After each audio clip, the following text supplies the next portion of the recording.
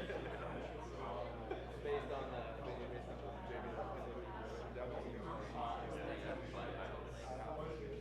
my money is on the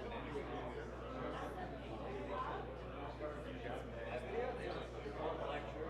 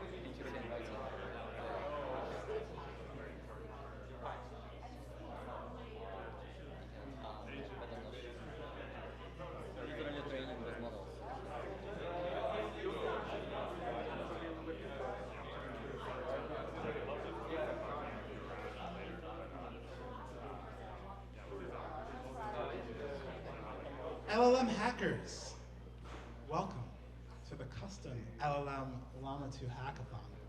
And I hope you appreciate the gravity of the moment. These LLMs will be open forever. Please do centralize yourself. We're going to get talks started. So first and foremost, I'm Jeremy.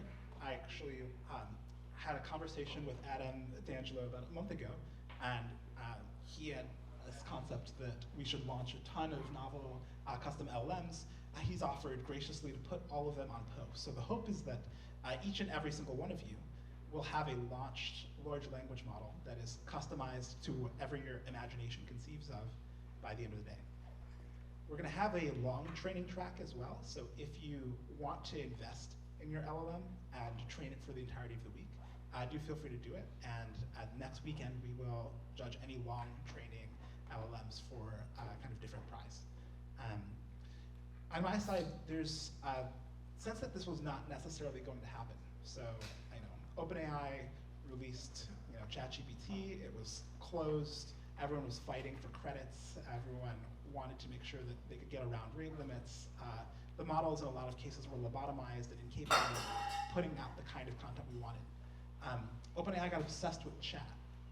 Chat became, for them, the correct generative paradigm, even though the underlying reality is there's so many different kinds of large language model that you might want to deploy. For me, I wanted to use custom LLMs in coding cases where I call an API that doesn't output some context around my Python code, but actually outputs the true thing, exactly the test that I want, exactly the code that I want.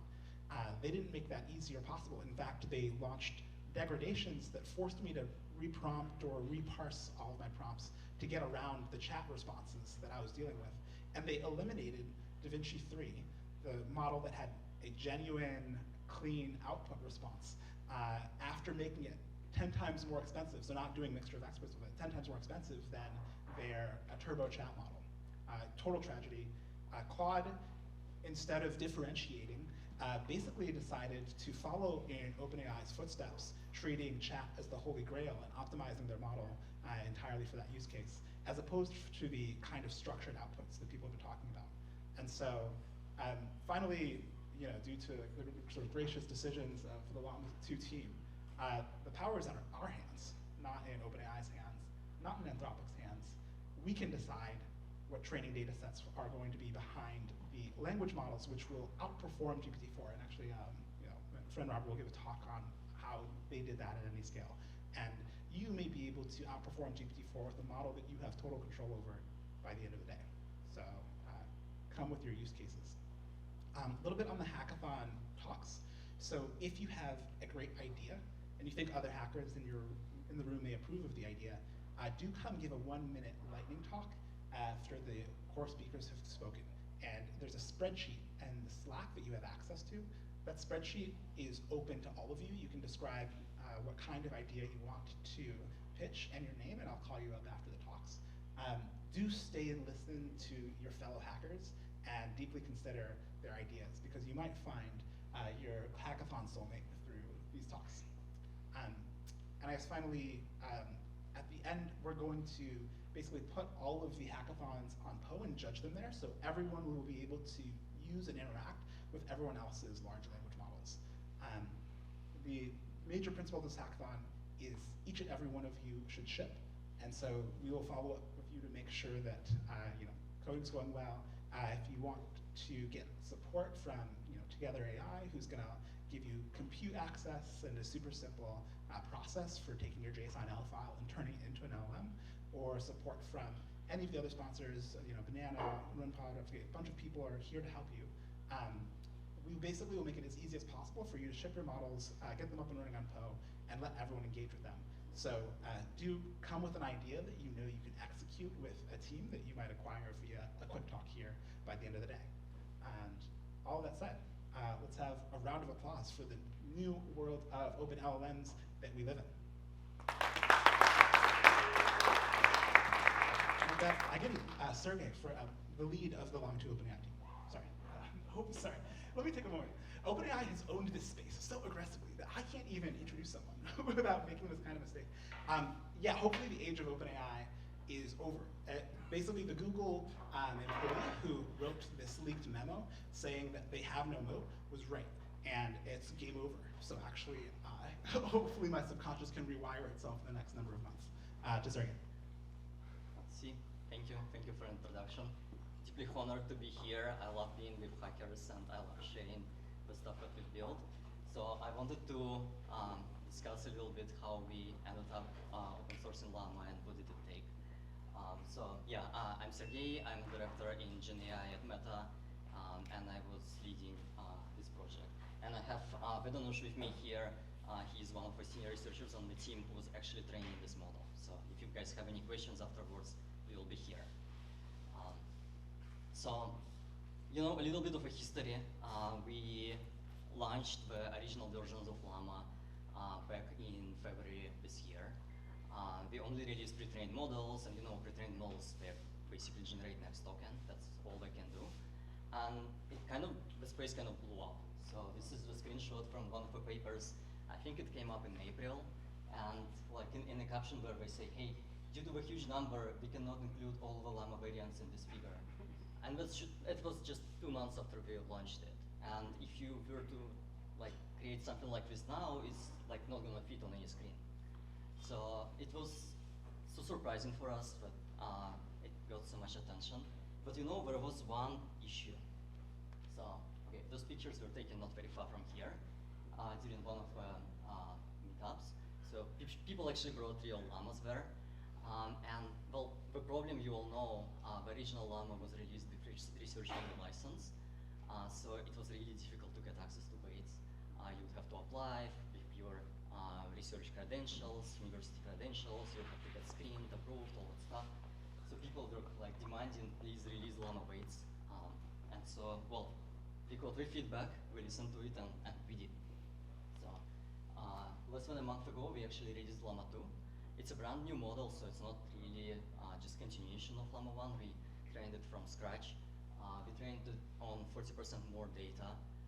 We made some architectural changes, such we increased the context window of this model. We made it more powerful this way.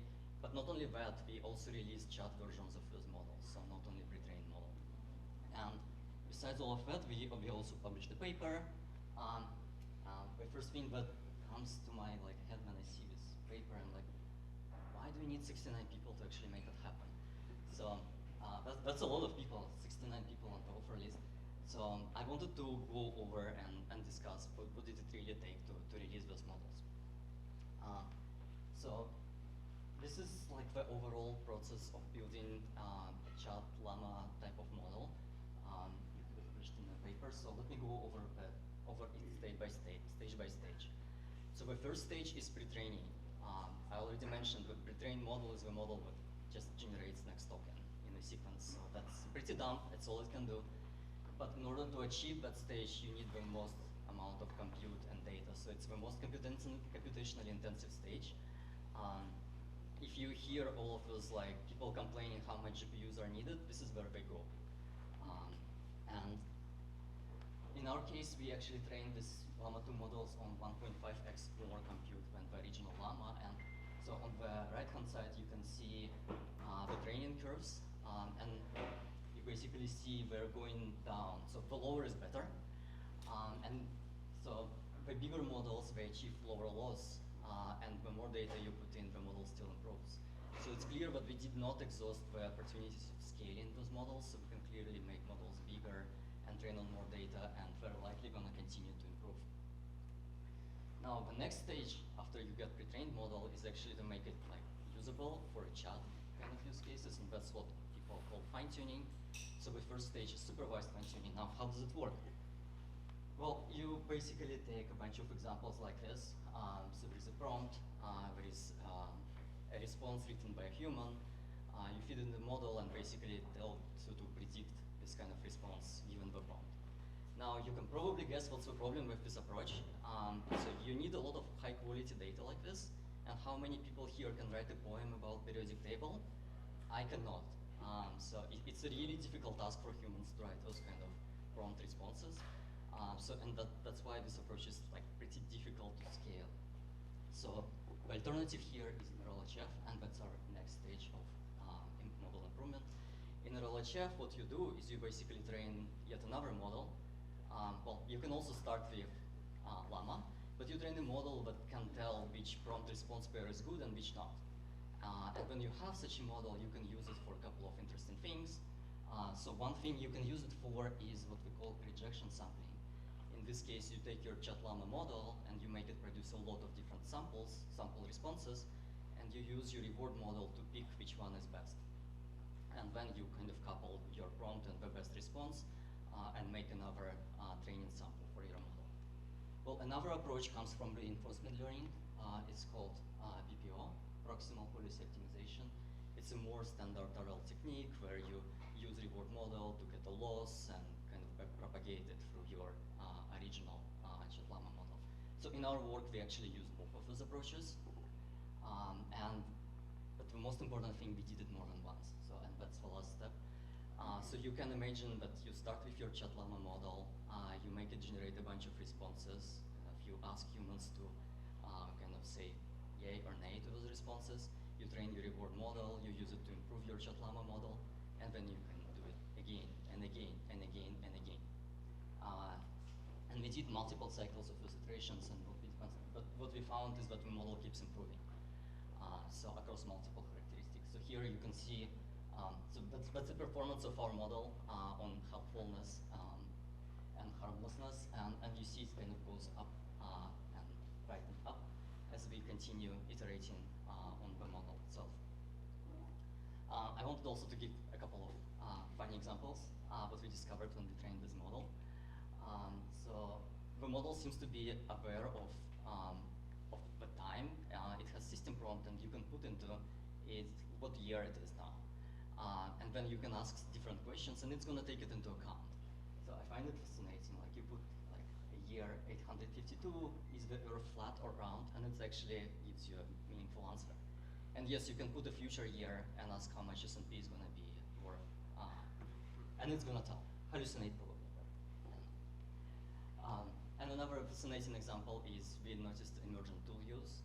So the model has never been trained to use the tools, but it's actually pretty capable of. So you just describe, hey, you have those tools, you have access to those tools, and it figures out how to use them.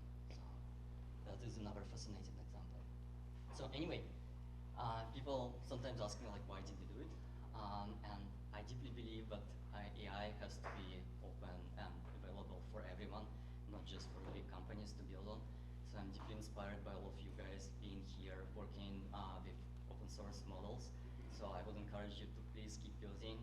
You will make Llama happy. Thank you.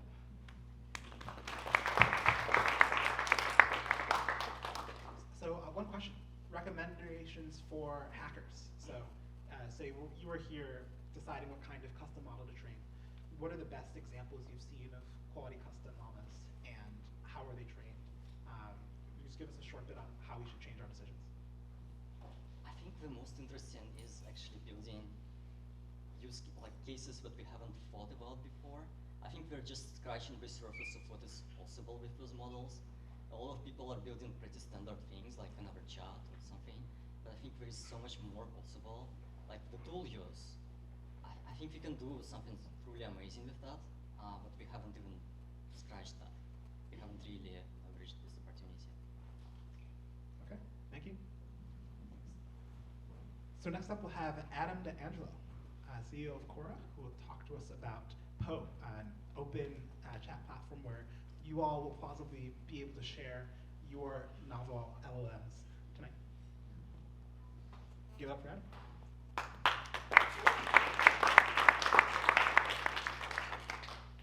Cool, thanks everyone. First I wanted to just mention something I think Sergey was maybe too modest to say, but what's really important about Llama 2 is just how good it is. The quality is just incredible, and we're at a really important moment right now because the quality of these open source models, thanks to Llama 2, has almost caught up to the closed source models, and it's close enough that with fine tuning, you can now take the quality well above the closed source models. So this is just this is new. This was not true in the past, and so that's what creates this incredible opportunity for everyone here. I think it's going to unlock this incredible diversity of different models, and it's going to unlock this just much faster pace of innovation now that everyone can contribute to it. So I want to talk a little about Poe. If you haven't used it, Poe is a general chat UI that you can use to talk to all different kinds of AI products. And if you think about what does it take to make one of these fine-tuned models and get it to the world, and actually I should mention my context here. So I've been lucky to be involved in some products in the past, including Facebook and Instagram and Snap, where I was an investor in the latter two, and then most recently in Quora. And all of these companies took some kind of technology and really were able to innovate on how it was able to get to the whole world. And so there's innovation happening in technology, but if you want to make a product that's going to get to millions, billions of users around the world, there's a lot of work that's different from just the technology itself. And so I think for anyone working on these language models, and anyone maybe doing these fine tunes that are now possible because of Llama 2, there's a lot of this work needed to go and take whatever you build and get it to everyone. And so we saw an opportunity with what we had learned from Quora to build an interface that will let anyone take a large language model and basically do all this work for you. So with Poe, you get cross-platform user interfaces. So we have an iOS app, an Android app, we have a web interface, we have a Mac app, and we have a login system. We have a system that stores user history and syncs it across all the platforms. We've got features like file uploading. We've got social features, so if one user starts a conversation, they can share it with other people and they can continue it. And then on top of that, we have monetization and distribution so that people can actually go and find out about your language model. So the vision we're working toward is the idea that in a single hackathon, I think historically, a lot of time hackathons create really cool demos at the end, but then it's a ton of work to actually go from that demo to a real product.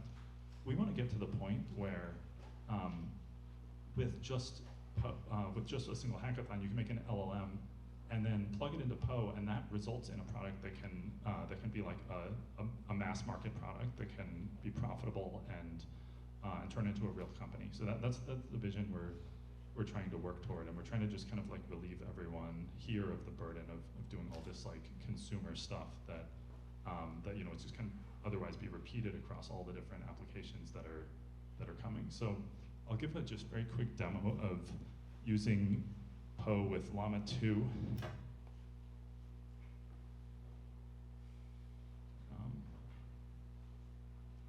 can see this here, so I'm gonna ask what is some advice for good hackathon project?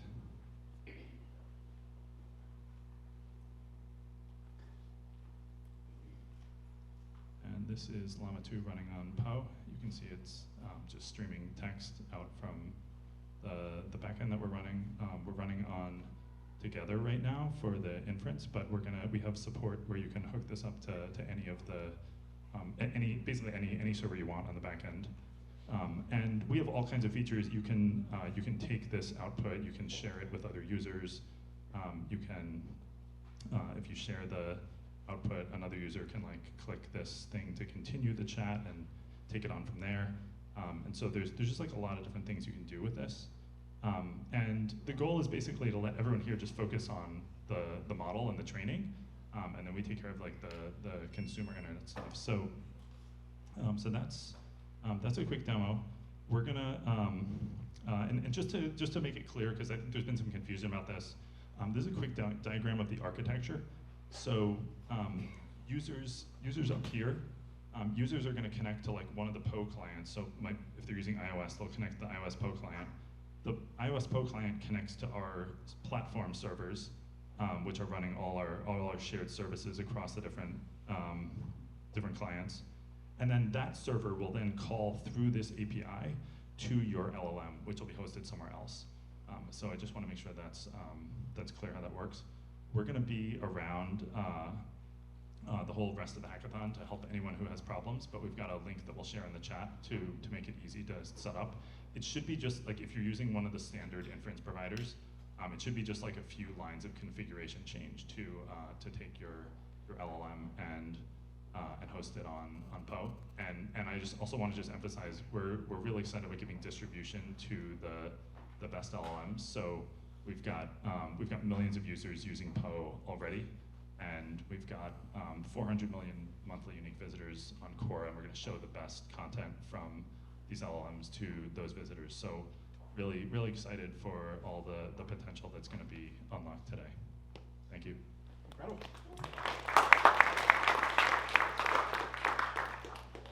Question for Adam? Anyone? This is a little bit of a generic question. What's the interest of Quora in even supporting a project like this? It seems very different than QA. Yeah, so it's a long story, but we started out actually trying to use LLMs directly to generate answers on Quora, and we realized pretty quickly that the paradigm of chat was going to be important and trying to fit LLMs better than the Quora paradigm. And then we started building a chat product. This was actually before ChatGPT. And we realized basically you have to think about as a company, what are the strengths that we had built up over many years running Quora? And it was things like building cross-platform UI, growth, distribution, A/B testing, design. And so we made a decision, we actually thought, we don't want to get into training LLMs directly. We want there to be this diverse ecosystem of them, kind of like how there's millions of people around the world who write answers on Quora. We wanted to think about the LLMs in a similar way and just provide this general interface as opposed to trying to kind of monopolize the right to run the AI ourselves. So that's where it came from. Yeah, I would say you guys have done a good job. So when I want to try out Quad 2 or 70p, actually, it's the easiest, fastest, cleanest way to do it. Yeah, I'll replicate, but it's kind of janky, and sometimes the uptime, it takes a long time to set up. It's been phenomenal. So, good stuff. Cool. Yeah. Thank you. And I should also mention we're gonna give anyone who's here today we're gonna give free Poe subscriptions. So that'll give you access to GPT-4. If you're hosting an LLM on Poe, no one needs to pay to access that unless you want them to. But there are some models on Poe that are just really expensive to inference, so we have to charge for them. But we're going to be giving out free subscriptions to anyone here, and we'll let you know the process for getting that. Thanks, Ed. we're bringing on Eric.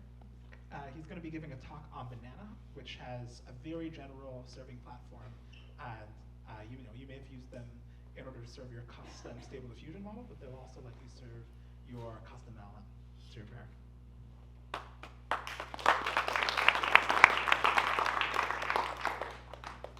Awesome. I'm going to figure out how to share here.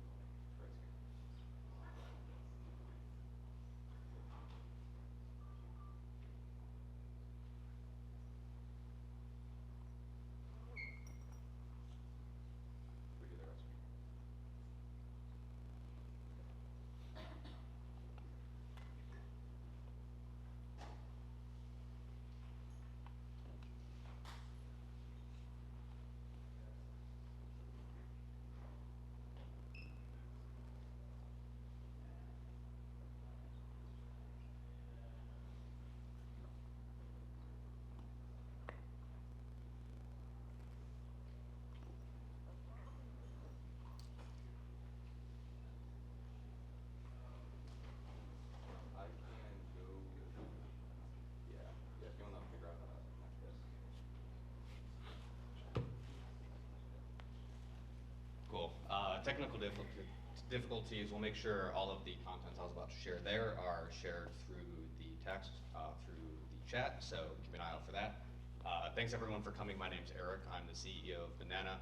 We help you serve your custom models for inference. So this is really, this is our gig. We're super happy to see everyone here working on custom LLMs. And it looks like we have a presentation.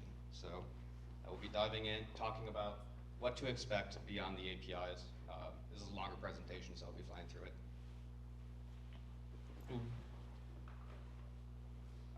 Show of hands, actually. Who here has ran exclusively on APIs in the past? As in, you've never ran your own custom models. This is your first time dipping in. Cool, cool. Few hands. Hopefully, this will be a bit helpful for you. So, the slideshow is not presenting. There we go. What to expect beyond the APIs. We've been running custom code for more than 3 years now at Banana through various iterations, previously as a dev shop, now as a platform. AI startups tend to hit the same problems, same trade-offs. I asked this question already. There are ultimately 4 pillars of AI backends, which are high quality, high reliability, low latency, and low cost. Generally, when you're self-hosting, you're going to have to figure out how to trade these off. And you're already doing that with APIs, choosing, say, a higher quality API or a lower quality API, say, a price trade-off or a latency trade-off. That starts to exaggerate itself in API backends. So it's good to start considering that. Going through the stages of API backends, you have the multi-tenant APIs. We won't focus too much on those. Pros of those, they're multi-tenants, they're always warm. You pay per inference, that's great. And they're super optimized. The people who build these systems are really smart and have made them extremely fast, extremely cheap for you. So that's great. You also have a few headaches. Cons, it's hard to build a moat, classic question, as well as you're just dependent on the API providers. It's incredibly cool to see these open source models coming out and giving us an opportunity to not be, bet our livelihood exclusively on OpenAI. So it's exciting to see where the future is going there. In the middle, you have managed fine-tunes. A lot of the API providers also allow you to run fine-tunes. That's not the focus of this talk. Focus of the talk is custom models. Little meme, some humor, self-hosting. Hopefully we'll make it as painless as possible for you at Banana, but expect some shit. What does it look like to actually roll your own infra if you're doing this yourself? And disclaimer, this is a shill. I'm supposed to scare you about self-hosting, so you move to Banana. But firstly, procuring GPUs. It feels like getting a GPU is like doing a drug deal these days. So ideally, you don't have to think about that. A bunch of other things, orchestration, managing like the compatibility of machines, avoiding common foot guns with serving large models. They don't behave the same as like web services, CI/CD, all those things. You don't want to think about that. And you also just don't want to think about your production serving. So there is a better way. Selfishly, it's Banana. So I get to shill Banana at this event. Getting started docs are at docs.banana.dev. We give you a $50 credit code to every team that's participating here. Is there. I will make sure to share this as well through a document that covers all of this, as well as a bunch of links to docs. To get started, I'm also at eric@banana.dev for support. Happy to answer any questions. That is it.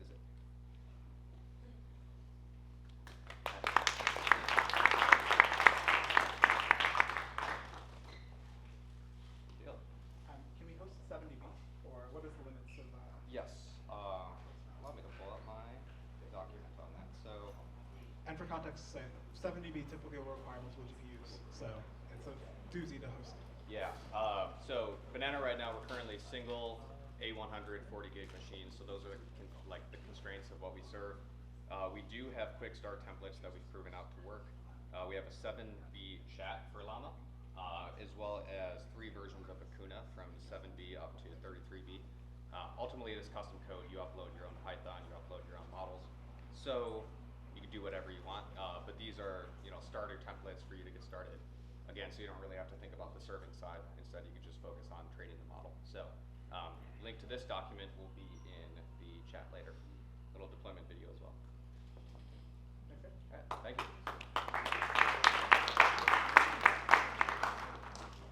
Okay, give you Jamie from Together, and graciously, Together will be sponsoring the training of these LLMs. So I hope we can take full advantage. I think this is a lot of people's bottleneck in toying with tools like these, and so Together's ideally going to make it really easy for you to go from data to a trained model that you can serve. Awesome. Thank you, Jamie. Hi, everyone. Is this on or? No. Is that one? You can probably hear me anyway, but thank you, Jeremy. So my name's Jamie. I'm from Together AI. We're a new startup here in the Bay Area, about 30 people. Announced seed funding a few months ago, and with the pace of things, we'll probably need to do more soon. We really do kind of 2 things at Together. We're a very research-driven company, and we're working on providing research and contributions into open source. Fundamentally, we believe the future of AI is going to be open source more than commercial, and so we're really committed to trying to support that. And the second thing we do is we provide a compute and product platform for developers to use open source models, whether that's training, fine-tuning, or running those models. So I'll give you a very quick presentation and then talk about how you can access compute for today and give you a demo. So a bit about the team. If you can find the guy in the bottom left corner, that's the dummy in the room. Lots of much more well-respected people on the team, including Vipul, our CEO, our CTO, Chris Ray from Stanford, some of you may know, Percy Lang, and recently hired Tree Dow, who's the main author on Flash Attention, which I'll talk a little bit about as well. Why do we think the future is open source? If we look at the biggest platforms that are used today on the internet for startups, for large enterprise, etc., the internet runs on open source. And we think that the future for AI is not going to be totally closed source models or the only models, one model to rule them all. And we think open source models provide a ton of advantages to businesses as well. It gives them transparency into what the model is built on, gives them control of the model. They can fine-tune all layers of the model, they can download the weights, they can run it anywhere they want, and greater privacy. So we're really doubling down on open source models. We're super excited by the work Sergey presented earlier, because Llama 2, we think, is by far the leading model for this, and we just want to do anything we can to keep supporting that. So from a product perspective, we aim to provide a full stack for AI developers. So this includes a set of APIs for fine-tuning and running inference on open source models. And then we provide Together Compute, which is an offering of private GPU clusters for short-term leases. We don't do hourly GPU rentals, but if you need 16, 32, 128, A100 GPUs on InfiniBand network for a couple of months to pre-train a model or to do custom fine-tune, this should be a good solution for you that is really cost efficient. And we provide our training stack on there, pre-set up, as well as support from the team that has built other models like these to help you be successful.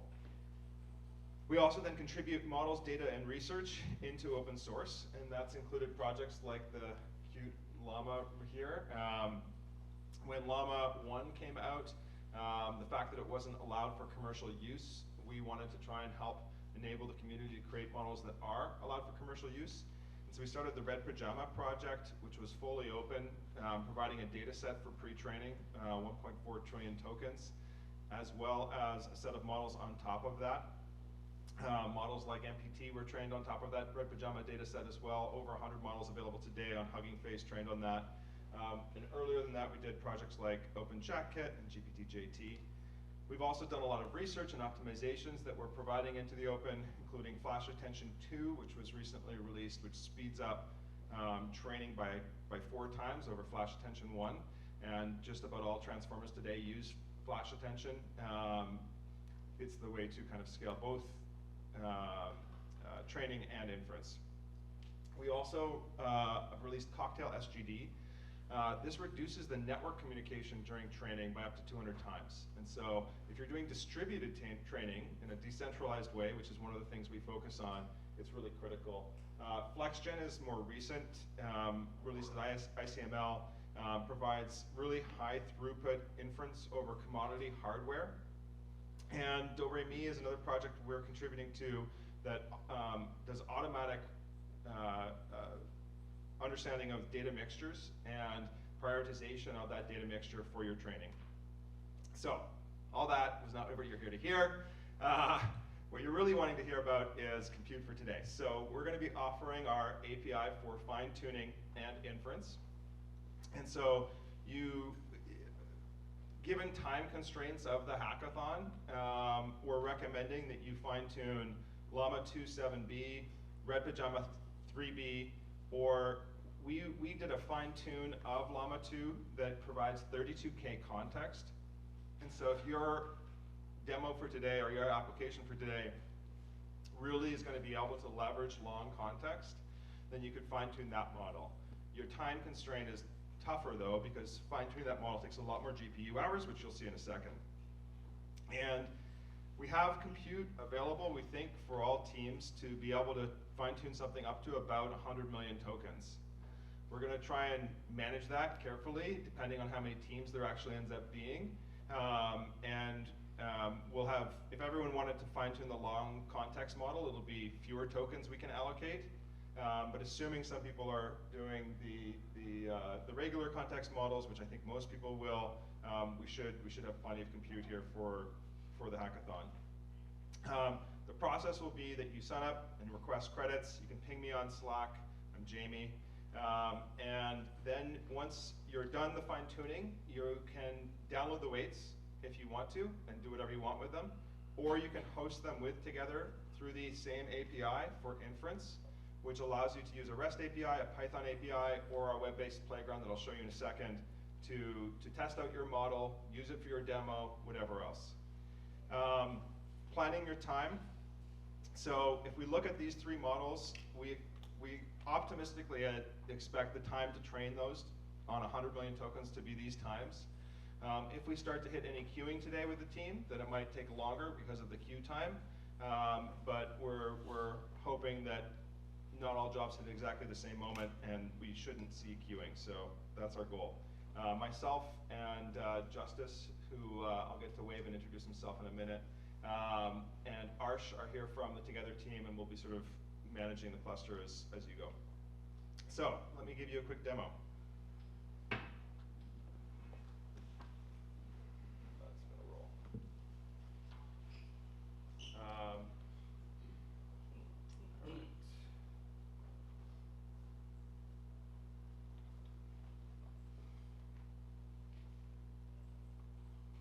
So the first site you can go to is docs.together.ai. You'll arrive here. In the left nav, I've created a hackathon documentation file. From the hackathon file, you'll basically see the instructions I said, which is you sign up for an account at api.together.ai. Message me on Slack. Here, I'll do it. It's okay. You can message me on Slack, or you can send me an email to request your free credits allocation. When you email me or message me on Slack, include your sign-up email that you use to sign up for the API, your team name, which model you plan to fine-tune, and like your rough expected dataset size. So like, contact me after your team has a sense of what they're planning to do a little bit. And give me the email of the one user in your team that you're gonna run the fine-tuning from. Then you can prep your data set. We require that you provide your data set in a JSON-L file, and if you click on the blue link here, it'll tell you documentation on how to do that. If you have any questions on the format, you can ping me, and our engineers here can help you with that format. And then you'll start your fine-tuning using the Together CLI. So to walk through that live, when you come here, you can click sign up with Google or with GitHub. I already have an account, so I'm just gonna sign in. Once you sign in, you're taken to our models list. Let me make this bigger. There's 60 or so models here you can use for inference. I could imagine some demos or some hacks today could just use an existing model, do prompt engineering on it, and you're welcome to use our API for that as well, even if you're not fine-tuning. If I wanted to start up a new model, so for example, I wanted to start Llama 2 Chat 7dB, I can just hit play. That starts up your virtual instance, and I can start chatting with it right away. Then, from our docs, I linked from that hackathon documentation file, I linked to this documentation file for how to run a fine-tune. So basically, you're gonna pip install Together. You're gonna set an environment variable for your Together API key. You'll be shown your API key when you sign in. If you don't copy it then, you can access it through settings just by clicking on the avatar on the top right. Prepare your data. You can download sample data sets to get a sense of the format here. And then you'll upload your file. So I can show you an example of that now.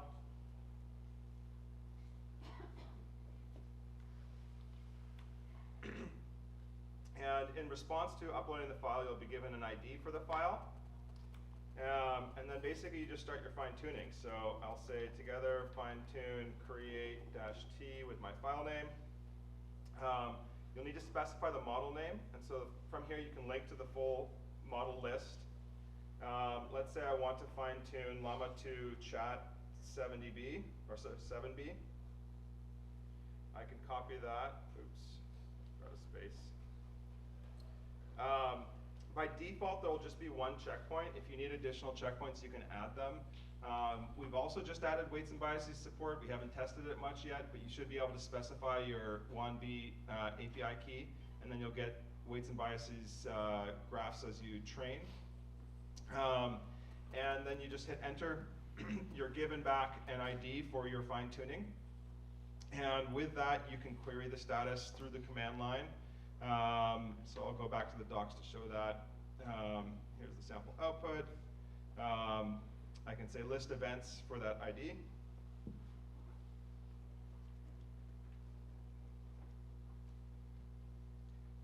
And you can see this file has started uploading. If I keep repeating that, I'll see as different checkpoints are done and other things. Once you start the fine-tuning, you can also view status in the Jobs tab in our playground. So this morning I started one, actually not this morning, like 40 minutes ago I started one. That's actually already completed. Here you can see the event log. I can download this model. I can also just hit play to start to load it into the playground. And this will take a little while to load into the playground because we have to download it from our file provider into our cloud environment. But once you come back and in 5-10 minutes or something, that'll be available and you can start to use it through the playground and test it. Any questions?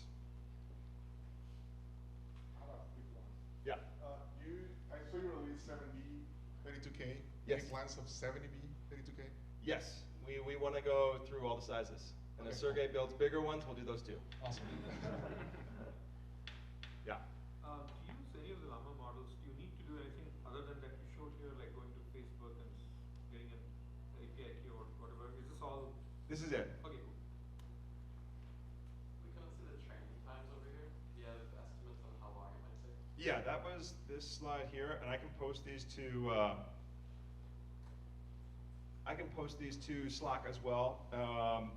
This is the times in hours for 100 million tokens on each of these models if you're doing it today, and assuming we don't have queuing.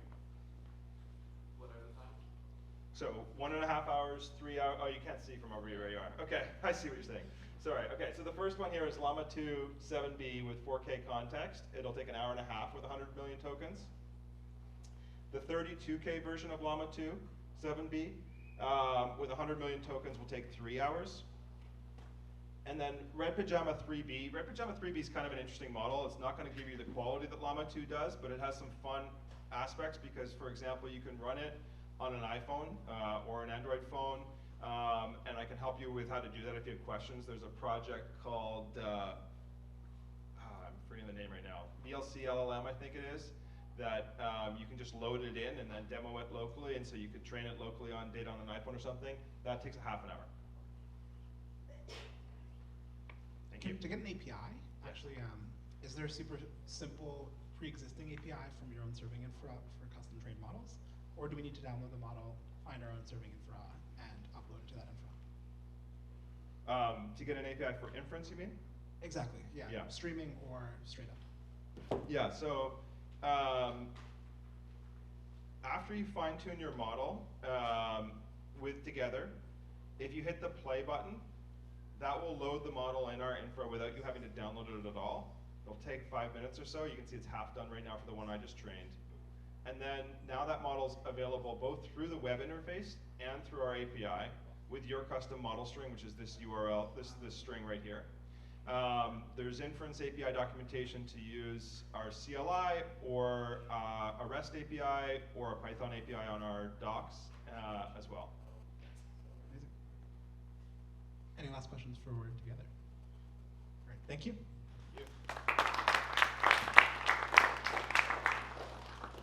Okay, now we give you Marco Nascoro, and you may hear prancing onto the scene, an AI-powered something or other. Hi hackers. I am Stinky, a robot dog that was just upgraded to run Llama 2 locally. So I am some sort of llama dog. I welcome you all to this amazing AI hackathon. Thank you to our sponsors and to Founders Inc. for letting me poop in their building. It's San Francisco anyway. Ha ha ha, just kidding. I hope you have an awesome time hacking with some language models.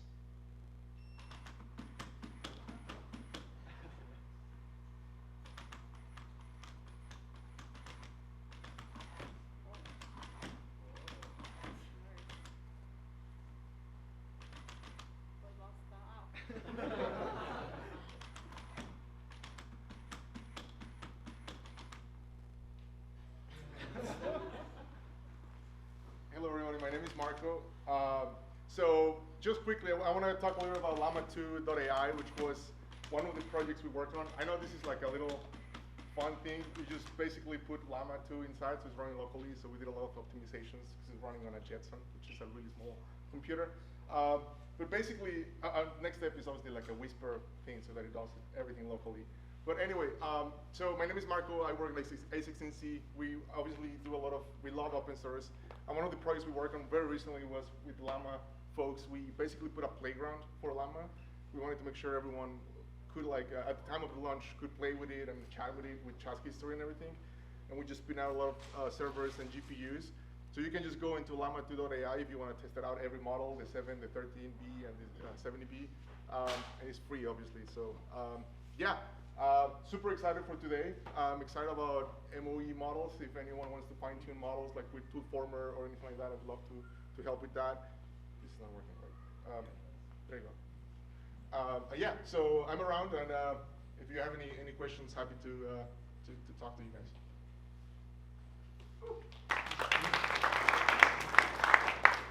Yeah, I guess, Marco, for you. Question for Sergey.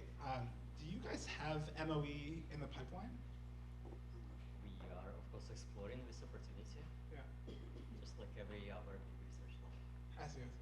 Okay, yeah, I guess for context, the 10x reduction in price for ChatGPT and GPT-4 was due to OpenAI moving from a single model to a mixture of experts model that routes your query to a subset of a model that can more efficiently serve. And so it's a big upgrade.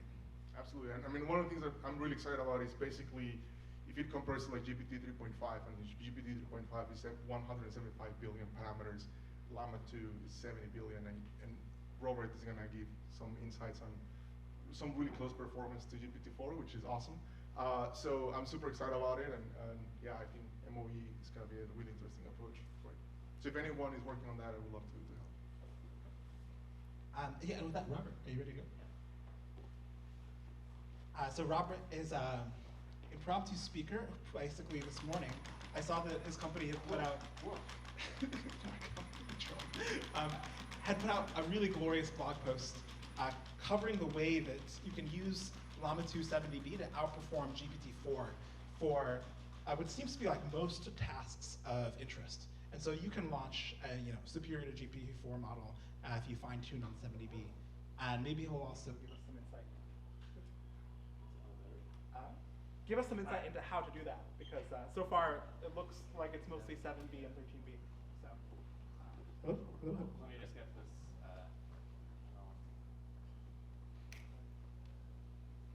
And Jenny Lou, are you here? Yeah. Okay, you're on deck. All right, just want to share a couple things. So I'm Robert, one of the co-founders and CEO of Anyscale, and this is Amir. So Amir leads the engineering teams that build a lot of the stuff that we're talking about. So the blog post I want to share, this is a really exciting project we were working on recently. So talking about what you can do with fine-tuning the Llama 2 model. So actually, just to back up a little bit, like Jeremy was saying earlier, we also believe that open source models are going to dominate, that open source models will be pervasive, and that's the future. So we're huge fans of the work that that the Llama 2 team is doing, and all the stuff you guys are building here. So what I want to show here, if you look at this, this is evaluating Llama 2 versus GPT-4 on 3 different benchmarks. So if you look at the 3 bars in the middle, this is a SQL generation task. And the pink bar on the right is the performance or the accuracy that GPT-4 gets out of the box. So you give it a natural language statement, it turns it into a SQL query. And out of the box, GPT-4 is doing the best by far. It's getting something like 78% accuracy. And if you look at the red bar, so the dark red bar at the bottom, this is the Llama 2 7 billion parameter model, the smallest version. Out of the box, it's getting something like 3.5% accuracy. So it's far worse, right? But the lighter red bar is the performance that the fine-tuned version of Llama 2 7 billion gets with a little bit of fine-tuning. So that's around 86%, and it's actually outperforming GPT-4 with a model that's 2% of the size, probably around 2% of the cost. Wow.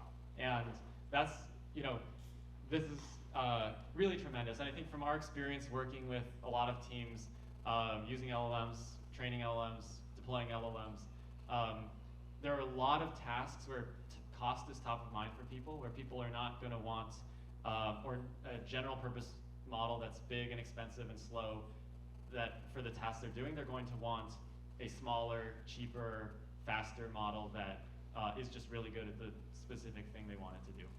Now, the caveat here is that it's not, doesn't generalize to all, it is somewhat problem specific. So on the right-hand side, we have a grade school math data set. This is, so again, pink on the right is GPT-4. It's doing the best by far out of the box. Then the 3 bars, so red, green, blue, are the Llama model, 7 billion, 13 billion, 70 billion. And you can see the larger models are doing better, and fine-tuning, the lighter bars on top show what the lift you get from fine-tuning. And what you can see there is that fine-tuning helps, and the larger models are doing better, but GPT-4 is still doing the best here. And so this is somewhat problem dependent, and it also depends on the kind of data that was used to pre-train the models. It also depends on how much fine-tuning you're doing, and we found that when we supplemented the fine-tuning with additional math data sets beyond just the one we were using, the grade school math data set, that continues to give additional lift. So this is, I think, very promising for open source models, a very promising result for fine-tuning. Now, the next thing I want to share is that just actually last week, or this past week, we launched an alpha version of an API product. So we are hosting open source models, the Llama models. You can query them. It's an OpenAI compatible API. So if you're using OpenAI and you want to swap in Llama 2, 70 billion, or 7 billion, or 13 billion, you can do that just by changing the API token and the model name. And this is all, I'll give a just quick demo in a second, but this is all built on top of Ray. So Ray is the open source project that we created. This is the technology that OpenAI uses to train their models, that Cohere uses, that Airbnb and Uber use to build their LLMs. And so this is something we've been working on for quite a while, and that's the underlying foundation for building this product. Okay, so let me actually show you what it would look like to run. So this is just directly code for using the OpenAI API. And if I want to, let's see, modify it to use Llama, what I'm doing, I'm changing a few things. I'm changing the URL, so it's going to the AnyScale endpoint product. I'm changing the API key, so it's using your AnyScale API key. And I'm changing the model name, so it says Llama 70 billion instead of GPT 3.5 Turbo. And then the query I'm asking here is just, when should I fine-tune LLMs? Or when should I just stuff information into the context? And so if I run this, well, it's just Python code, and you can see it. It queries the 70 billion parameter model and gives you advice on when to fine-tune your LLMs. So that is what we've been building here. We'll share more information on the Slack if you want to try this out and use it in your projects today. It is really just a few lines of code to modify any existing OpenAI code you have to try this out. So, Amir, do you want to add anything there? Yeah, just want to say that if you sign up today, you can get the first 1 million tokens for free. And in general, the price for our largest model, the 70B, is $1 per million token, which is the best price in the market. For the smaller ones, is 25 cents or 50 cents. So if you want to use it in production, and actually we have some users using it in production, it's ready, and you can try it for the best price in the market right now. Clarity, are you guys serving custom LLMs or just? We have so with the product that we launched this week, it is just an API product for the existing Llama models. We have with our AnyScale platform that we've built in the past, it's not an API product, it's like a platform, and there you can deploy any model you want. You can also train models and do inference, and so we will have a fine-tuning product coming down the pipeline, and also the ability to deploy this in your own cloud if you want to do things like that. I presume with people are generating tons of training data. Yes. They're sponsored. Yeah, so this is, obviously talking about inference, we also do a lot of training, fine-tuning, things like that. Cool. Any questions for? Okay. Thanks so much. What is the dataset that you use to find, what is it look like for the two benchmarks that you showed? What is the dataset? the dataset? Yeah. So on the math one, we did 3 different benchmarks. One was a functional representation, one was SQL generation, and one was a math problems. So with the math problems, it was like the grade school math data set. I think it has like 8,000 data points. For SQL generation, I forget the name of it. It's just some, I think it's just called SQL generation, or SQL something like that. It's all in the blog post. So we have a blog post. It was on Hacker News for a while yesterday, and managed to get some attention there. So that's all the information is there. Thank you.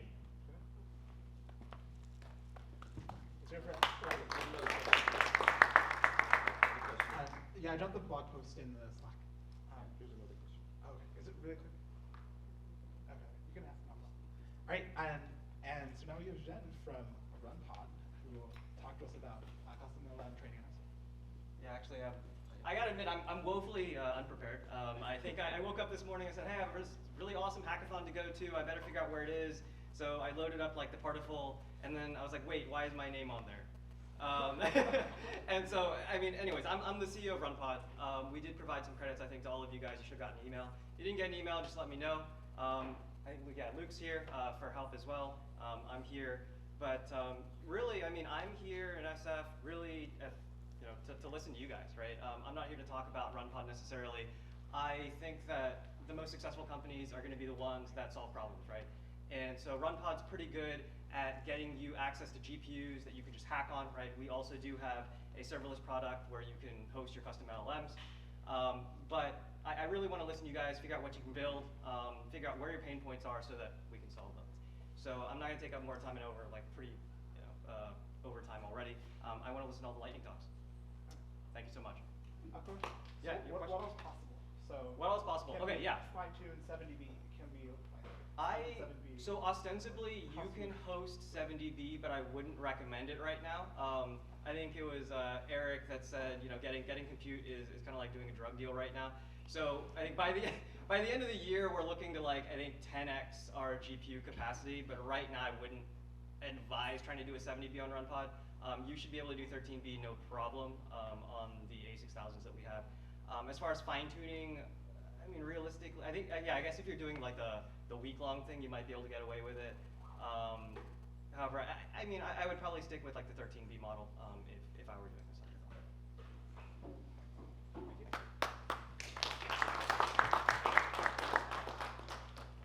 A word for our wonderful hosts, Founders Inc.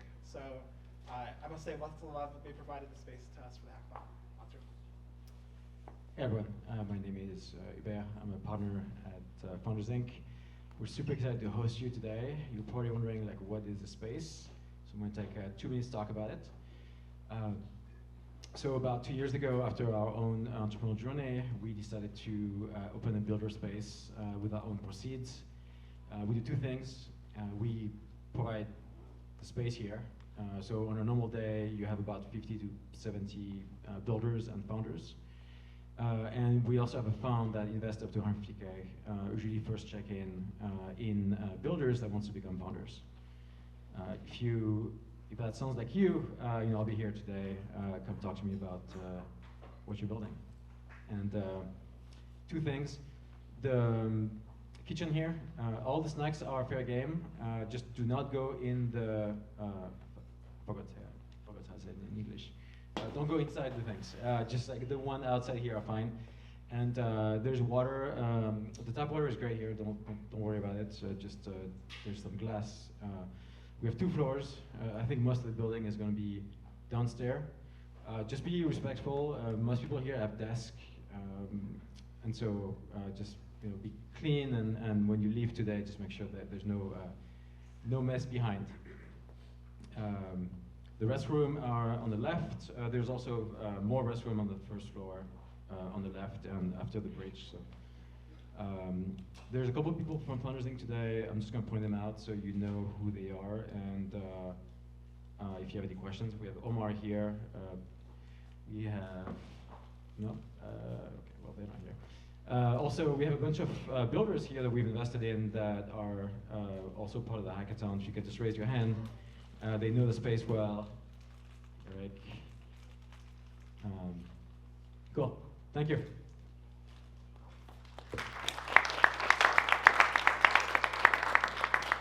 Okay, and with that, let's give a final huge round of applause for every single Gloria speaker that came up today.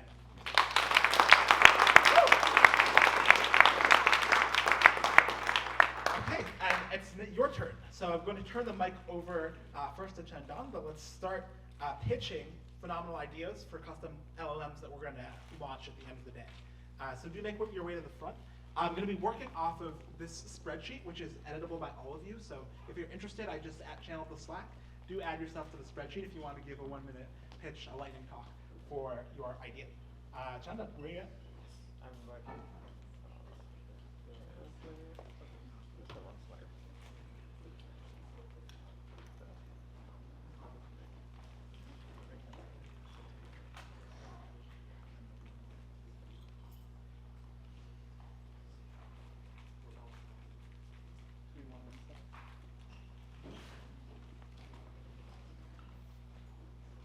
Hey, do stay and listen to your fellow hackers. Maybe a great opportunity for you to jump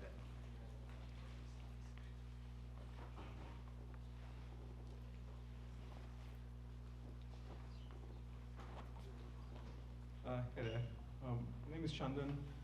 I'm the founder of a company called Twig. So this is what we're going to work on today. When you are working with deterministic AI for enterprise data, you have a few different options. You can fine-tune for data, or you can create retrieval RAG, which is retrieval augmented generation.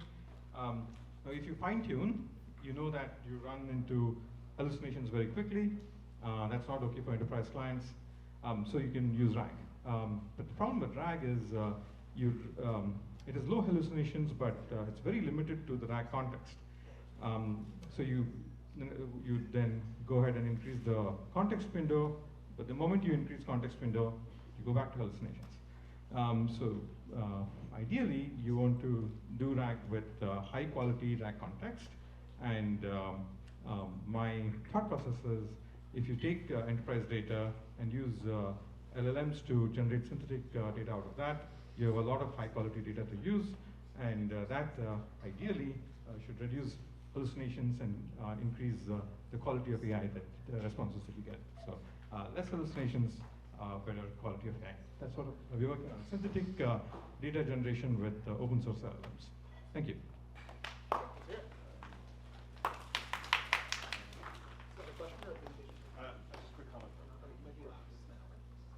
So quick suggestion that I didn't mention in my presentation, but if you want to use together for synthetic content generation with open source models, you can use our API for that as well. So Llama 2 7dB is available, both the chat and base versions, and we can give you plenty of credits for bulk generating stuff. So that's one option for you if you want to do that.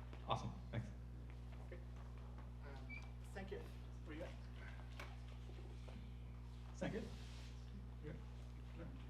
Okay, Jacob Cole. Jacob, are you on? No dice. Okay. Taranji, are you on? Yes. Okay. Are you present?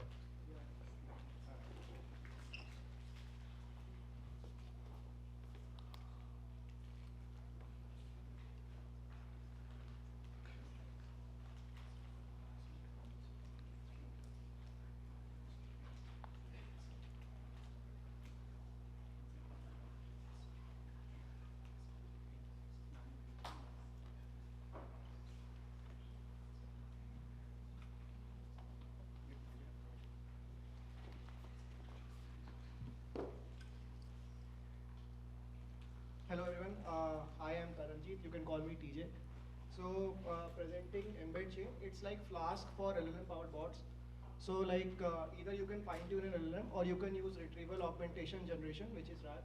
And if you have to do RAG, you face a bunch of problems like how do you chunk the data, how do you embed it, which vector database should you choose, how do you retrieve the relevant documents when an input query is there, and how do you manage embeddings, update, edit them. So what we have done is we have built out a simple framework which we are calling as embed chain. It's available in Python and JavaScript languages right now, and creating a bot is like 3 lines of code. So this is like, first I'm using OpenAI APIs right now, so I'm just loading my OpenAI key right now, then I'm just importing the app. Then I'm instantiating my app, and now basically I'm adding a bunch of data sets. So right now We are supporting like these many data sets like YouTube video, web page, sitemap, PDF, Google Word doc. We are also supporting documentation of code repositories, Notion, text and Q&A pair. So you can simply add whatever you want to add it, and this will get added. So we do the entire chunking, embedding, and vector database storing piece for you. You don't have to do it yourself. And then you can simply use .query endpoint to ask. So what we have done is we have created a Naval Ravikant bot here. We have simply added 3 web pages of him, like 2 web pages and 1 YouTube video. It's podcast between Naval and Joe Rogan. And now we are asking question and it's taking care of the entire thing. We are also supporting Llama 2. Right now we are supporting it from Replicate, but we can maybe figure out supporting it from other endpoints. Thank you. And I mean, in future we are planning to build bunch of these things. So if you're interested, you can check out this link. Thank you. Okay, that's very kind. And the next lightning talk is by myself. So I have a sense that we have a new era upon us. What I hold in my hands is a physical instantiation of the glory of large language models and image generation, where we have books that came out of a single prompt. So in the case of this particular book, Kyle, the sort of co-founder of Banana, he wrote a 3-sentence prompt that was about taking the ideas behind AI agents and improving his own life. And so the book is about hierarchical goal structures so that you can use in order to maximize the probability that the opportunity costs that you take on when you decide what to do are minimized, to order your operations perfectly, to use efficient planning algorithms, but use them for your relationships, for your career decisions. And the entire book, cover to cover, end to end, content and all, was generated by a combination of Stable Diffusion Extra Large, Claude, GPT-3, GPT-4. Basically, we have a pipeline that does meta prompting and prompt generation. Same for this religious text called Genesis. Same for actually dozens of what is becoming a generated library.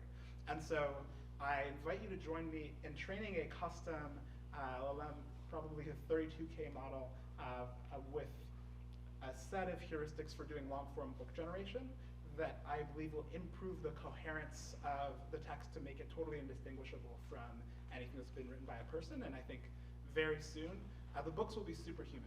And the books also will be customized to you, and it will feel unthinkable to read text that has not been generated with everything you know and love in mind, and with search that is deeper and broader than anything a human is capable of. So if you're into superhuman book generation, do let me know. We'll be fine-tuning a model.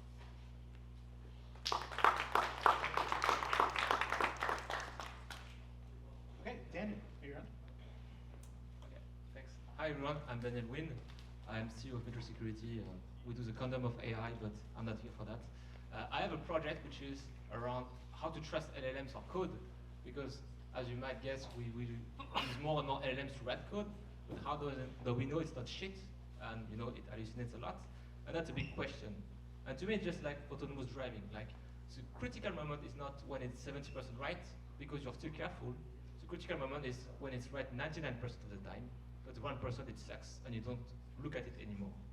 So I'm interested in verifying the output, and the first way is to write, we need to use an LLM to write tests, to test other LLMs.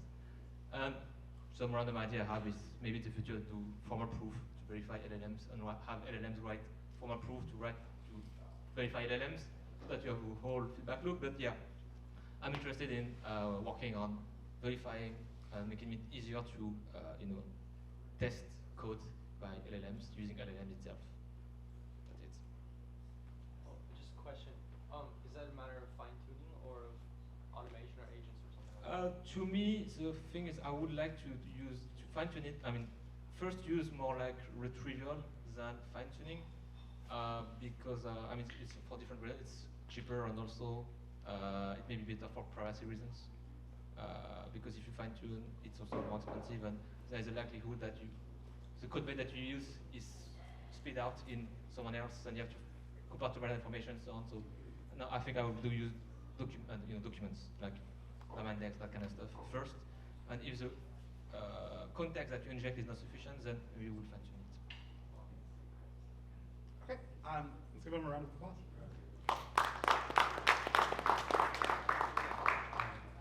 automated evaluation will be huge. So a request, if you're in the back, please do keep your voices down. If you want to talk, go somewhere else. There's a veritable explosion of people interested in talking, so please do form a line here and prepare yourselves in the order that you're in the Slack. Scott, you have jumped the line. I don't know if you're prepared, but you are now the first person up. So do make your way to the front of the room. Scott, you're here. Yeah. I was not trying to jump the If you're on line, I deck, was you more want just to. confused on which part of the spreadsheet to put our names on. But so the project I'm going to be working on is basically an LLM for government data. So there's basically all this interesting government data like locked away, like recorded in these like city council meetings that are just like audio transcripts. So San Francisco, the Board of Supervisors has a meeting. It's like 4 hours every single week. And basically like there's people who listen to these meetings and like will live transcribe things from them on Twitter and post them. And like that process is pretty ridiculous. So the idea is like first get a bunch of the San Francisco supervisor data, use Whisper to transcribe it all, put it into do either a custom LLM or LangChain or something to allow us to like talk to the meetings and figure out like can you summarize important things.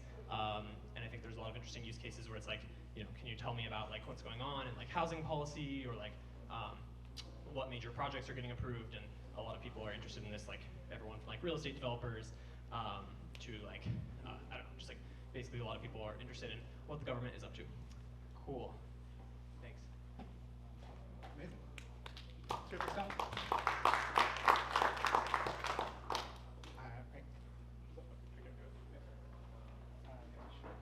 I'm going to start a 1 minute timer, so do be prepared. If you want to,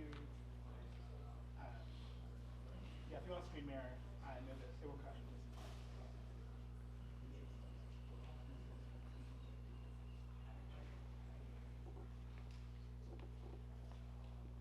Hi everyone, I'm Sankeet.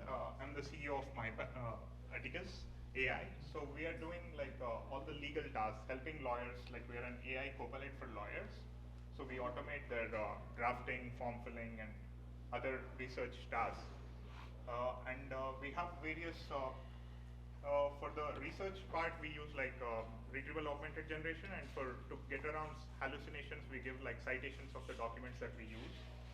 And for drafting, we have been using GPT-4, like prompting GPT-4 paragraph by paragraph for different documents, and it's not as good because there are like a lot of public data that's publicly available. For patents, we have like 10 million patents that are publicly available. For like mergers and acquisitions, all the public mergers and acquisitions are publicly available. So we are currently like fine-tuning like a 13 billion parameter model on Lambda Labs, like just on a single GPU, and then seeing how it performs and trying to explore further on fine-tuning and adding that in the backend. Thank you.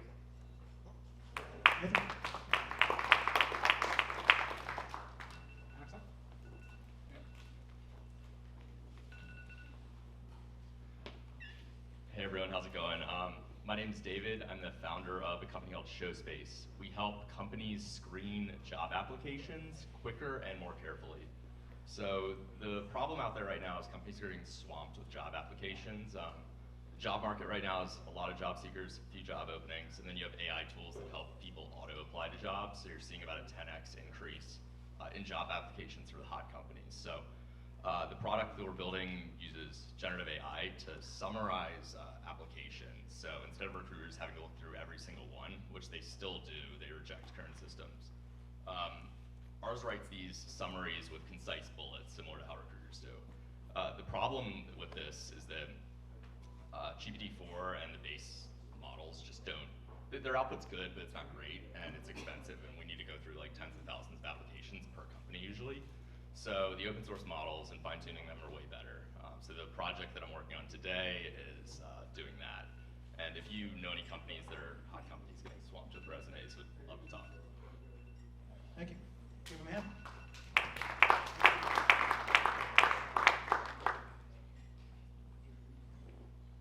Hi everybody, name is Burkai, and this is Glow. We're building Confluent.ai. Only 18% of the world speaks English, so that leaves 82% of the population not having the same access to the language models that are out there. And we're solving that problem. Those languages have ancient cultures. They have so much text, and information through their history books, religions, you name it, and having access to that is pretty powerful. So that's what we're working on, and Glow's going to touch up a little bit more on that. Yeah, so basically a lot of times, like Llama 2 and then all the open source models, they're based on English as the main language, and whenever you ingest it with like Google Translation documents, it's just not effective. Can I have a show of hand, like who here speaks English as a second language? Okay, that's a lot of us. Great. So if you think you can contribute to our project, that'd be amazing, because I feel like non-English speakers is kind of like underrepresented. So yeah, thank you. Thank you, Jeremy. Thank you. Give him a hand.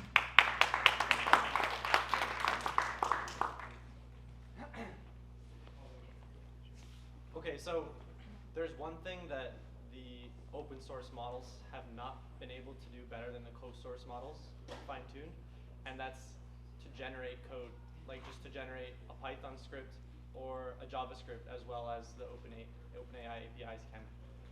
So one of the things that I've done is I've made sort of like a framework for evaluating the results of code generation. Maybe a lot of people here will be working on something that generates code. So if you're interested in having some help with evaluating the output of your model, let's work together.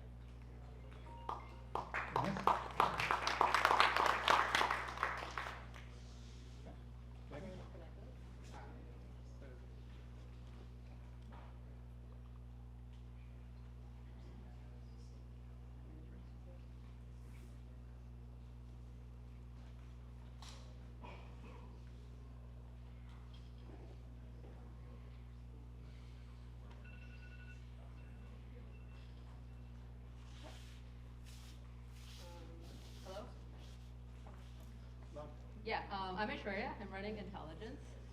So what we're doing is, I think, is actually inspired by, I think Meta released this paper called Code Compose a while ago, talking about how like tuning models on enterprise code bases improves performance of like code completion and other tasks significantly. So we're kind of enabling this for kind of companies, enterprises. So we do a few different things: triage like bugs, help you write documentation, and kind of answer questions. So yeah, working on kind of setting up that inference pipeline for enterprise to do themselves. Thank you.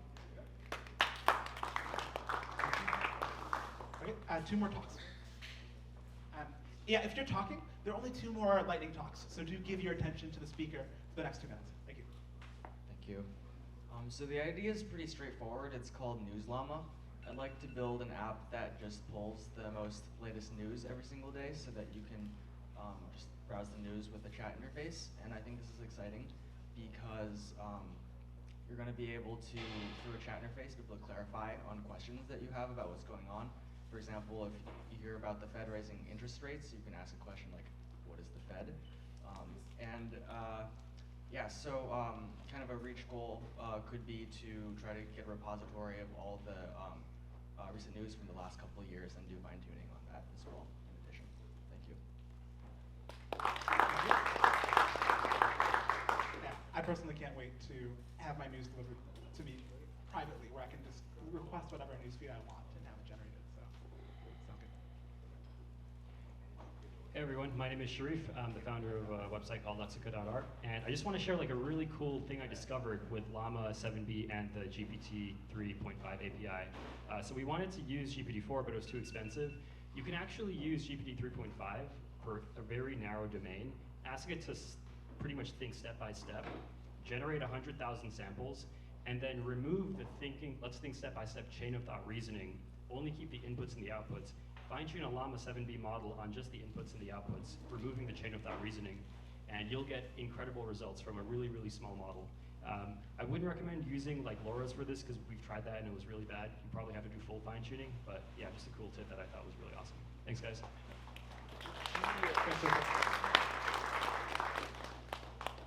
Yeah, there's one last one. Okay, thanks so much. You're lucky. All right. Yeah, so what we're working on is really called S3 Worm. But really what it is, it's allowing you to use just an S3 bucket as, and add a schema to that store. So this is really great just for adding any kind of type information that you would like. do really just a bucket of any kind of information. Yeah, really it's under development, but yeah, it's really just a developer tool to help make that process smooth so you can manage multiple buckets and all that stuff. Thank you. Yeah, personally, I can't wait for an AWS bot where I can just request a particular kind of compute, it'll show up, it'll work. Okay, so that concludes all of your lightning talks. Give all of yourselves a big round of applause.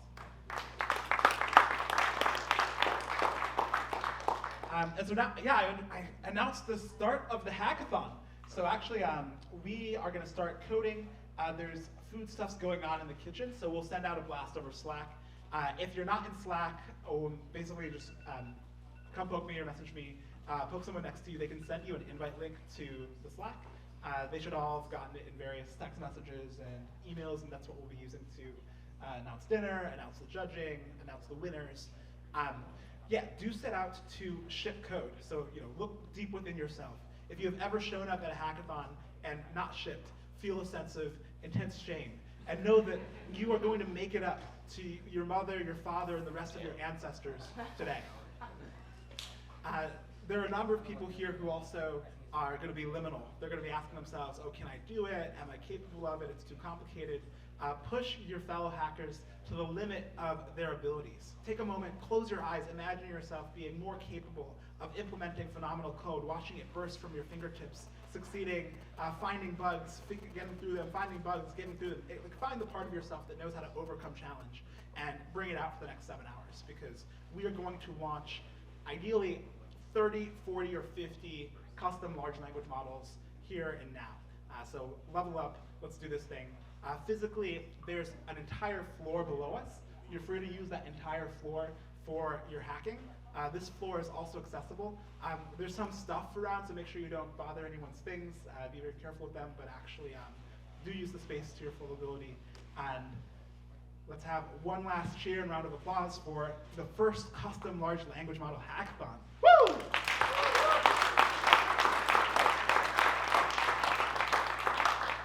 Let's go.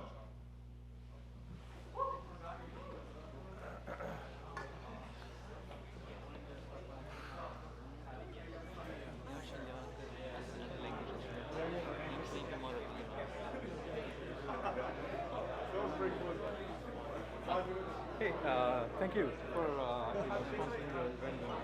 It's pretty cool. I just got started. If that's what it is, then that will be. Hey guys, if anyone wants to work on rare disease Cool. related LLMs, Yeah, I mean, I'm here. we launched the whole thing 3 weeks ago, so I'm fingers crossed that it works today. Nice. But it should be a good proof if it does. So my startup is thinking ideal model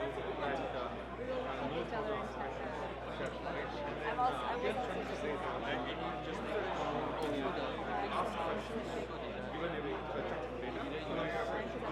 Use a different model to say, given this context and this question, so now you have actually 1,000 questions of pairs that you can use.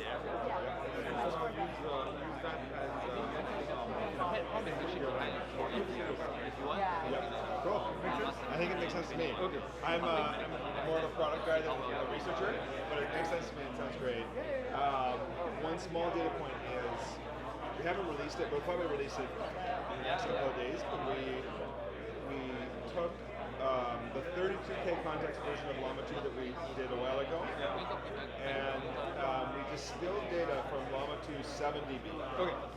And I feel like if generated it's a bigger team, then it will be from harder. that, What exactly and then would you do? fine-tuned Only this one 32K into a chat model version, instructions version. It worked really well. We had together we'll never use data from OpenAI. We're trying to not use that distilled data, but using distilled data from Llama 2 is fine. And it worked great with Llama 2 7dB. So it should. It's not. We're not doing the same thing as you said, but it should sort of go along with what you're saying. Makes sense. Yeah. All right. I'll show you. Cool. Sorry, I have a few questions. Yes. For your platform, how do you guys handle security? So like, I've been so far using Azure system. When you have a SDK on your house, because like we're trying to use enterprise databases. A lot. Totally. Concerns about. Yeah. So we provide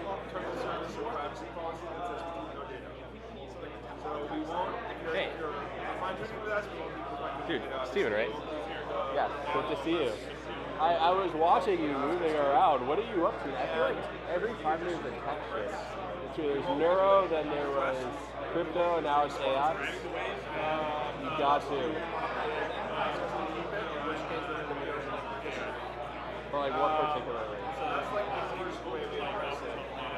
Like provide that assurance to your enterprise customer. What does that mean? We are starting the process of going through SOC compliance. SOC is not compliance, but we don't have that yet. It'll take a few 7 months. Make a what? Okay, we got to check off that. Long term, we'll probably also allow people to like use our APIs to deploy an instance in a VPC. But we don't start it. So then how do you differentiate yourself? No way. I mean, I think for one, probably about a quarter to a fifth the cost. Very, very cost effective. At this stage, we're not going to be running into bonus. So, like, most of a lot like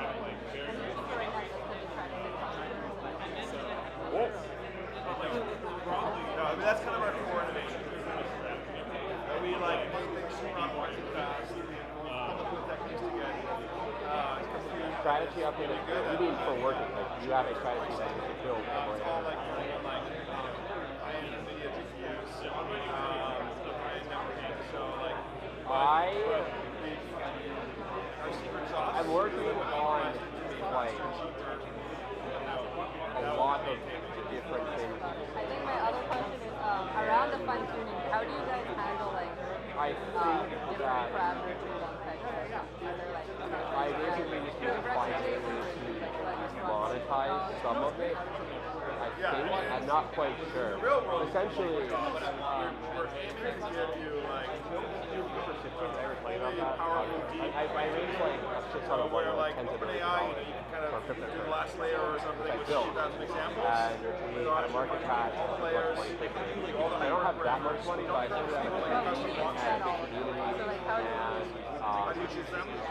Yeah, we intelligence, I guess, how the platform. And essentially, I sort of rig up that cryptocurrency plus this new sort of crypto like to be extremely explosively valuable. And I also worked on AI sort of communication.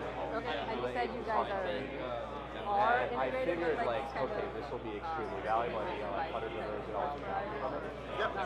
But I should probably get more income or investment. Just wait to buy. And then I realized that investing too is kind of weird. Like, people want you to build so I could give you something like that if you want. But in truth, in the bottom of my head, I'm trying to build, if I can tell you like what I actually try to do, have you ever heard of like a hive mind? Yeah, I'm trying to build a hive mind, and I want the hive mind to be able to trade on the market. And also, when you set up on chain for the hive mind, you actually control parameters of the market. So, like, I mean, it should be a good way to like, it essentially allows you to once we train the model, allows you to modify the swap formula to buy a certain trade. So if you buy a certain trade and also execute a trade, it's kind of like, it's not perfectly infinite money, but it's kind of close to a perfect infinite money. There's some caveats. But my point is, it's highly, like, potentially explosive in value. And I think if you have a system which can generate its own money to trade, and it also controls like a bank,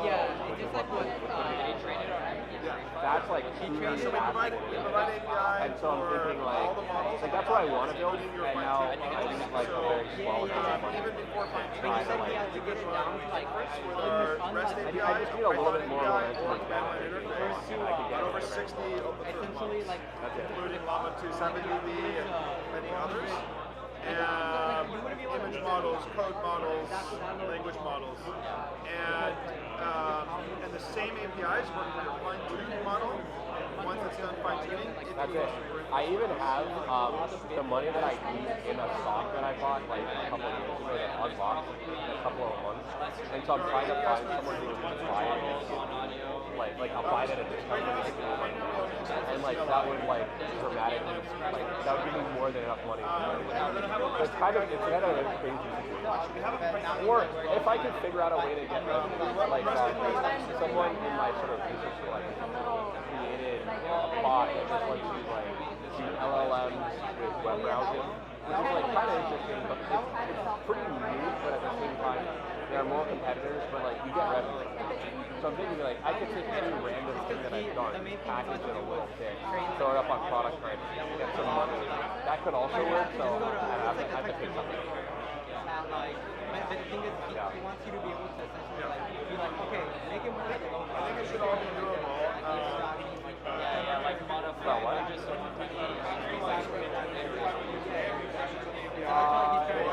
like he just did the thing. I think about like stuff. Like so yeah. When the AI, they made it like really solid, like text model.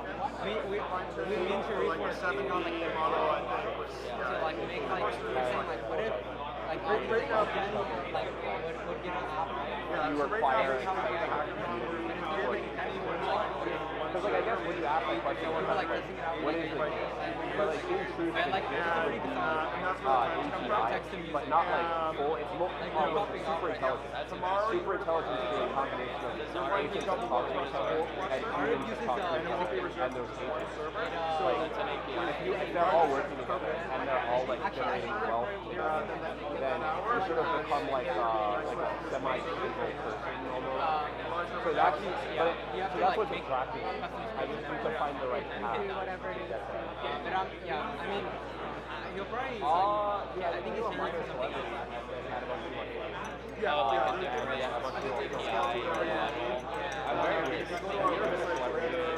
remember you were kind of sure when you joined. Oh, it's a matcha program.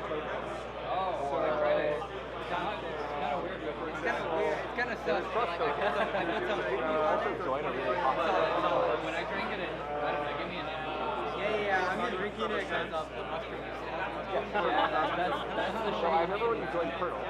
On the Neurotech site, they were like, oh, like, people should be watching the passion or something. I don't know. I remember you being a minor celebrity, but not as much as me, but like, on Slack, people were like, hey, like, you're doing really well. I don't know what the hell happened. It looks like they got involved with some weird mafia thing. But, you know. I'm curious about the tip you anyways, I think it's correctly like, used 3.5. Yeah, I still kind of have like thousands of videos. And there's a channel on my Slack that's called So whenever I say something, I just like put it there. All that's great, but the token also travels. And I'm not really like a sales guy. But I've learned like about what it's like to be like the leader of a team or a network state or whatever. And so yeah, that's basically it. I'm trying to like process all of that. And is that just the prompt that you write? So in the few shot samples. It is crazy. That's why I like that. But that's, if you want, I've given you an audience. I would normally have not explained it like this, but you just give examples on how to do the reasoning. And then the key part is you take the samples which you generate, which include reasoning, train of thought reasoning. Wait, and then you how far along are you on your idea? And then you include the inputs and the outputs. So you have these really high quality results. The samples are often really, really high quality. Cool, bro. If you want, I can show you my basic get rid of the reasoning, so everything inputs a little early, but it's not. It's farther along. I would love your opinion.